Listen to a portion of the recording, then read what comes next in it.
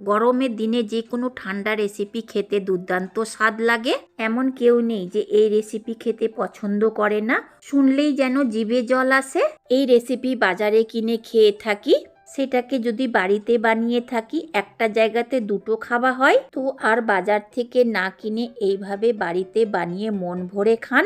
তবে চলুন এই দুর্দান্ত স্বাদের রেসিপিকে বানিয়ে নেওয়া যাক। দারুণ স্বাদের এই রেসিপিকে কিভাবে বানাবো জানেন না তো? এই ভিডিওটা পুরোটা দেখুন। ভীষণ সহজভাবে তৈরি করব আর ঘরে রাখা মশলা দিয়েই। একদমই নরম তুলতুলে হবে, মন ভরে খেতে পারবেন। মশলা মেশানো টক দই আর ডাল দিয়ে তৈরি করা হয় এক ধরনের বড়া রেসিপি। এই রেসিপিকে নবাবী খাবারও বলা হয়। আর বকবক না করে চলে যাব মূল রেসিপির দিকে। নমস্কার, মঞ্জু কিচেনে আপনাদের সকলকে স্বাগতম। ভালো লাগলে সাবস্ক্রাইব করতে ভুলবেন না। নবাবী রেসিপি তৈরি করার জন্য নিতে হবে ডাল। 1 কাপ বিউলি ডালকে বেশ জল পাল্টে পাল্টে ধুয়ে 11 থেকে 12 ঘন্টা মতো ভিজিয়ে রাখতে হবে, যেন ডালটা ভিজে গিয়ে ডবল হয়ে যায়। তার সাথে নিতে হবে 1/2 কাপ মুগ ডাল। একইভাবে জল পাল্টে পাল্টে ধুয়ে 11 থেকে 12 ঘন্টা ভিজিয়ে নিতে হবে, যেন ভিজে গিয়ে ডালের সাইজটা ডবল হয়ে যায়। বিউলি ডালের জায়গাতে কলাই ডালও নেওয়া যাবে। কলাইয়ের চোকাটা সরিয়ে বিউলি ডাল তৈরি করা হয়। কলাইকে ভেজে নিয়ে যে ডাল তৈরি করা হয় তাকে কলাই ডাল বলে বা মাসকলাই বলে। এই রেসিপি ভাজা মাসকলাই ডাল দিয়েও তৈরি করা যাবে। বিউলি ডাল ভালোভাবে ভিজেছে কিনা চেক করার জন্য নখ দিয়ে কেটে দেখুন। যদি সহজে কেটে যায় তবে বুঝতে পারবেন ডালটা খুব ভালোভাবে ভিজে গেছে। আমি ডালকে গোটা রাত ভিজিয়ে রেখেছিলাম, আপনি 4 থেকে 5 ঘন্টা ভিজিয়ে রাখলেও হবে। যদি এর থেকেও তাড়াতাড়ি করতে চান তাহলে গরম জলে ভিজিয়ে রাখবেন। ভিজাবার আগে মাপ করে দেখায়নি, তাই এখন মাপ করে নিয়ে দেখাবো। জলকে শোক করে নেবার ফলে 1 কাপের বেশি ডাল হবে। 1 কাপ ডাল মাপ করে নেবার পর বাটিতে আরো ডাল আছে, বেটে নেবার জন্য দিতে হবে মিক্সি জারে। আপনি শিলপাটাতেও বেটে নিতে পারেন। মুগ ডালকে 1/2 কাপ ভিজিয়েছিলাম, ভিজিয়ে রাখার ফলে ফুলে ডবল হয়ে গেছে। এই কাপ থেকে মাপ করে 1/2 কাপ মিক্সি জারে দিতে হবে। জারে দেব 2 টিস্পুন মতো জল। ঢাকনা বন্ধ করে পালস মোড়ে পিষে নিতে হবে, অর্থাৎ থেমে থেমে পিষে নিতে হবে। পাতলা আর খুব একটা স্মুথ পেস্ট করা যাবে না, একটু গোটা গোটা আর থকথকে পেস্ট করতে হবে। দেখুন ঠিক এই রকম। বার করে রাখতে হবে একটা বড় পাত্রতে, যেন ফেটাতে সুবিধে হয়। ডালের পেস্টকে বের করে নিয়েছি।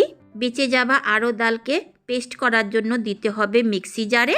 অল্প পরিমাণে জল না দিলে বিউলি ডালকে পেস্ট করা অসম্ভব, যেহেতু বিউলির ডাল আঠালো টাইপের হয়। পেস্ট করা হয়ে গেছে, বের করে নিতে হবে। একদমই স্মুথ পেস্ট করতে গেলে ফেটাবার সময় পাতলা হয়ে যাবে, তাই থকথকে ব্যাটার তৈরি করতে হবে। আর একটু যেন দানা দানা থাকে। সম্পূর্ণ ডালের পেস্টকে বের করে বড় একটা গামলাতে রেখেছি। এবার ফেটিয়ে নিতে হবে। ফেটাবার জন্য যদি ক্লকওয়াইজে ঘুরাচ্ছেন তো অ্যান্টি ক্লকওয়াইজে করবেন না, অর্থাৎ একদিক দিয়ে ঘুরাতে হবে। সেটাকে ফেরত সেই দিকেই ঘুরাতে গেলে ফেটানোটা ভালো হবে না। 1 থেকে 2 মিনিট ফেটাবার পর এই রকম যদি পকেট দেখা দেয় তো বুঝে নিতে হবে বেটারের মধ্যে এয়ার পকেট হতে লেগেছে। যত ভালো ফেটানো হবে ব্যাটারটা সাদা হবে আর ফুলে ডবল হবে। দেখুন ঠিক এই রকম। ফেটাবার আরেকটা নিয়ম আছে, অল্প করে অ্যান্টি ক্লকওয়াইজে ঘুরিয়ে নিয়ে ব্যাটারকে উঠিয়ে উঠিয়ে পটকাতে হবে সেই পাত্রতেই। এই পদ্ধতিতে আরো তাড়াতাড়ি ফেটানো হয়।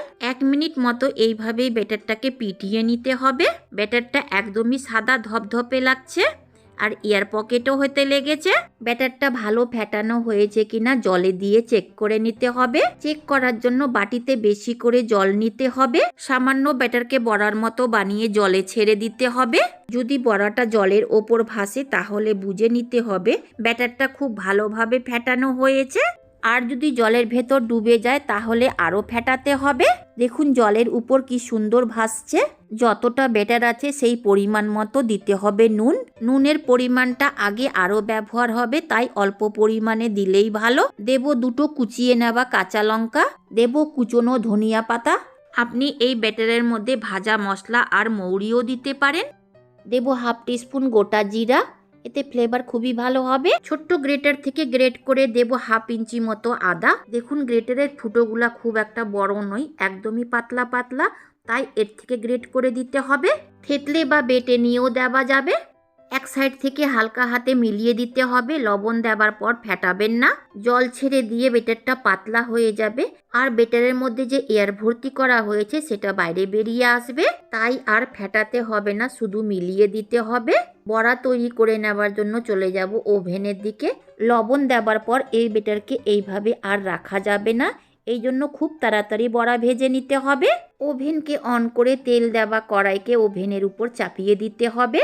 তেল 25% গরম হলেই বড়া ভেজে নিতে হবে।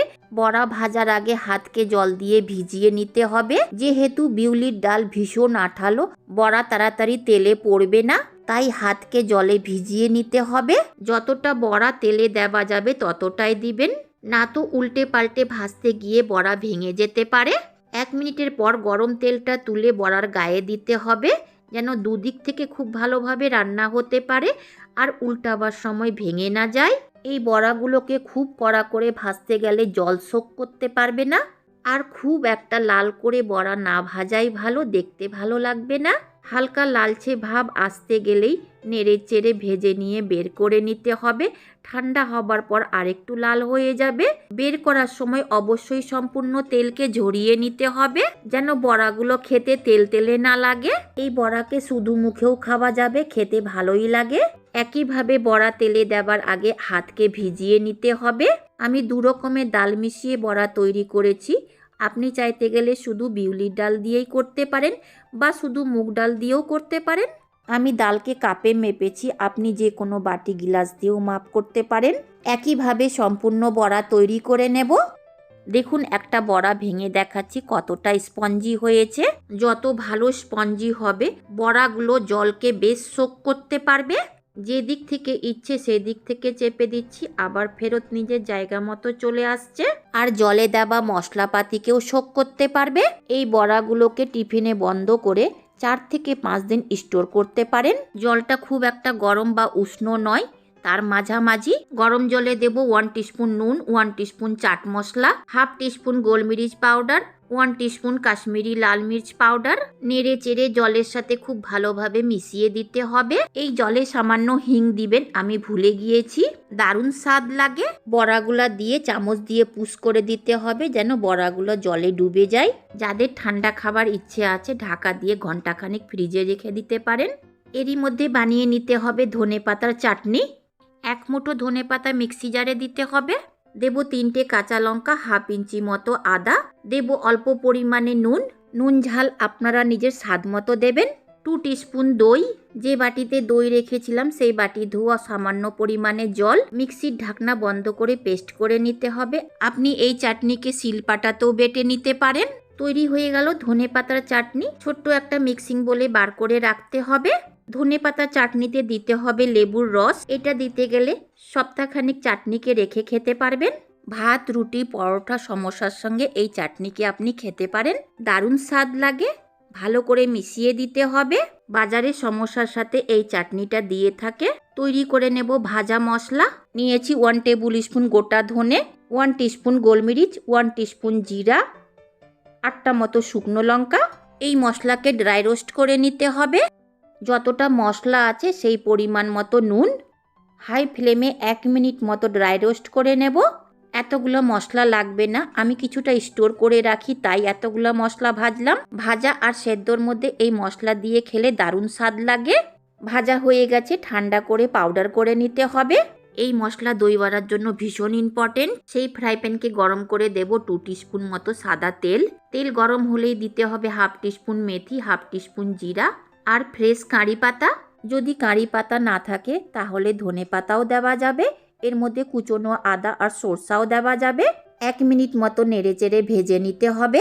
নামাবার আগে সামান্য জল দিতে পারেন, আমি দিলাম না, ভীষণ চটকাবে তাই। এই তরকাটা দিয়ে দিতে হবে ভেজানো বড়ার উপরে, ফ্লেভারটা খুবই ভালো আসবে। নিয়েছি 250 গ্রাম দই। চেষ্টা করবেন টক দই নিতে। জল ঝরানো দই নিতে গেলে আরও ভালো। আমি সামান্য এই দইয়ের জল বের করে দিয়েছি। ভালো করে ফেটিয়ে নিতে হবে। দেব 2 চা চামচ চিনি পাউডার, সামান্য বিট নুন। ভালো করে নেড়েচেড়ে মিশিয়ে নিতে হবে। দইটা একদমই গাঢ় আছে, আলাদা করে জল না মিশিয়ে বড়া ভেজানো যে জল আছে সেই জলটা সামান্য দেব, এতে ফ্লেভারটা খুবই ভালো আসবে। ভালো করে মিশিয়ে দিতে হবে। খেয়াল রাখতে হবে দইয়ের ঘোলটা যেন খুব একটা পাতলা না হয়ে যায়। এই দইয়ের ঘোলেই দিয়ে দিব ভাজা মশলা, যেটা আমি আগেই ভেজে নিয়েছিলাম। এই মশলাটা দই বড়ার জন্য ভীষণ ইম্পর্টেন্ট। এটা না দিতে গেলে দই বড়ার স্বাদ লাগবে না। জলে ভিজানো বড়াগুলো হাতে তুলে নিয়ে চেপে চেপে জল বের করে দিতে হবে। জলের সম্পূর্ণ ফ্লেভার বড়ার মধ্যে চলে গেছে, তাই চেপে চেপে জলকে বের করে দইয়ের ঘোলে দিতে হবে, যেন দইয়ের ঘোলটা বড়ার ভেতর পর্যন্ত যেতে পারে। সম্পূর্ণ বড়া দইয়ের ঘোলে দেবার পর ঘন্টাখানিক ফ্রিজে রেখে দেব। ঠান্ডা হবার পর পরিবেশন করব। ঘন্টাখানিকের পর ফ্রিজ থেকে বের করে নিয়েছি, পরিবেশন করে নেব। এই রেসিপি ঠান্ডা খেতেই ভীষণ ভালো লাগে। যাদের ঠান্ডা খাওয়া বারণ তারা এমনি পরিবেশন করে খেতে পারেন। বড়াগুলো প্লেটে বের করে নিয়েছি, উপর থেকে সামান্য দইয়ের ঘোলটা দিয়ে দিতে হবে। বড়ার উপর থেকে ছিটিয়ে দেব চাট মশলা। এমনিতে বড়া ভেজানো জল আর দইয়ের ঘোলে সব কিছু দেওয়া ছিল, সামান্য পরিমাণে দিতে গেলে খেতে ভালো লাগবে তাই দিচ্ছি। তার উপর থেকে দেব ভাজা মশলা আর ধনেপাতার চাটনি। তৈরি হয়ে গেল দই বড়া বা দই ভাল্লা রেসিপি। দোলের সময় এই রেসিপিটা অনেকের বাড়িতে তৈরি হয়ে থাকে। দেব উপর থেকে চিনি পাউডার, একদমই সামান্য দিতে হবে। তার ওপর থেকে দেব কাশ্মীরি লাল মির্চ পাউডার বা খুব অল্প পরিমাণে লঙ্কা পাউডার দিলেও চলবে। তার ওপর থেকে দেব তেঁতুলের চাটনি। এই চাটনির রেসিপিটা এর মধ্যে অ্যাড করিনি, ভিডিওটা ভীষণ বড় হয়ে যাচ্ছিল, তাই দেখতে চাইলে আলাদা করে আপলোড করে দেব। তার ওপর থেকে দেব ঝুরি ভাজা। বেশি করে দিতে গেলে খেতে দুর্দান্ত স্বাদ লাগে, সামান্য মুচমুচেও লাগে খেতে। সব থেকে শেষে দেব ডালিম। দই বড়া খাবার সময় ডালিম যখন মুখে পড়ে দই বড়ার স্বাদ আরো দ্বিগুণ বেড়ে যায়। সম্পূর্ণ গার্নিশিং করা হয়ে গেছে। এবার দেখি মনে হচ্ছে বাজারের মতো দই বড়া। ভীষণ স্বাস্থ্যকর আর লোভনীয় রেসিপি। দই বড়া রেসিপি গরমের শুরুতে দোলের সময় তৈরি করা হয়। এইভাবে দই বড়া তৈরি করলে একদমই নরম তুলতুলে হবে, মুখে দিলেই যেন গুলিয়ে যায়। এইভাবে দই বড়া তৈরি করে দেখুন, একটা জায়গাতে দুটো খেতে বাধ্য হবেন। আর লোভ সামলাতে পারলাম না, প্রথমে আমি খেয়ে নিলাম। দারুণ স্বাদ হয়েছে, নুন ঝাল একদমই পারফেক্ট। একবার এইভাবে বানিয়ে খেয়ে দেখুন, বারবার খেতে ইচ্ছে করবে। প্রচণ্ড লোভনীয় দই বড়া রেসিপি চাটনি সহ দোল উৎসব স্পেশাল দই বড়া রেসিপি একদমই সহজ পদ্ধতিতে তৈরি করেছি। এইভাবে একবার ট্রাই করে দেখতে পারেন। যদি ভালো লেগে থাকে লাইক শেয়ার সাবস্ক্রাইব করতে ভুলবেন না। পাশে আসা বেল আইকনকেও প্রেস করবেন। আমি যখনই কোনো নতুন ভিডিও আপলোড করব তার নোটিফিকেশন আপনি পাবেন। শেষ পর্যন্ত দেখার জন্য অনেক অনেক ধন্যবাদ।